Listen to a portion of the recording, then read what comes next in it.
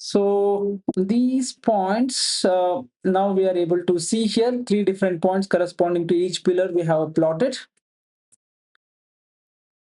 And incrementally, we can enrich this graph by adding the lines in between. So let me add one more. So geom underscore point, geom underscore line, right? Here you can see incrementally these points gets connected with the help of line. So and again, what we can do is we can again add one more code block here, and I can take the remaining part from this particular graph. That means I can update the x-axis and the y-axis title. Currently, the x-axis title is CYL and the y-axis title is AVG underscore MPG. That I can update with the labs as plus, right? Here you can see the output, the x-axis title and the y-axis title, and the title of the graph has got changed. Previously, the title of the graph was not there. Now we are having the title of the graph. And previously, the y-axis title is average LPG. And here it got changed to average miles per gallon of fuel, right? So again, one thing is missing here. I have missed the line, geom underscore line, right? So we are adding the line here in between. And after doing all of this, I can change the color and the theme of it. That is the last bit of which I can do. So here I'm taking the same code, theme underscore minimal. I can run. Here you can see the background is much better now.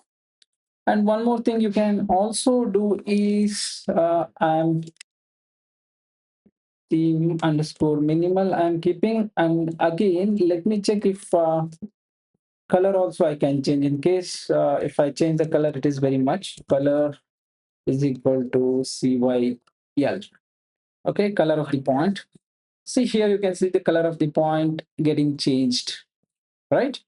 This is quite impressive. We have completely revamped the bar chart which we had previously. This one, each pillar has been replaced by the dot and the trend of miles per gallon. As the number of cylinders in the car increasing, the mileage of the car is getting decreased.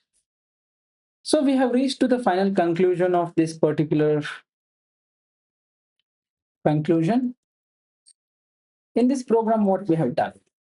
So in this program, very first thing we have done is loaded the required external libraries. Second thing we have done is explore the data set. The third thing we had done was converted the numerical CYL column to factor. This is categorical column we have converted. Then performed the group of perform the grouping analysis using summarize, and finally we have visualized the bar graph and the trend graph. So this is what the final output of this particular program. So in case if you want to see the output, so far we have been editing this particular program in the source mode.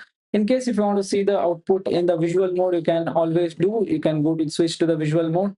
You can see nice, beautiful output in the visual mode. This you can either publish, render, or you can export it as a HTML document or the PDF document. So how you can explore the publishing of this document as a HTML or a PDF or the Word document, or how you can save this as a QMD document, how you to communicate this particular analysis to your friend as a beautiful document, that we will see in the next video. Thank you all for seeing this particular experiment, and I will catch you up in the next video. Bye bye.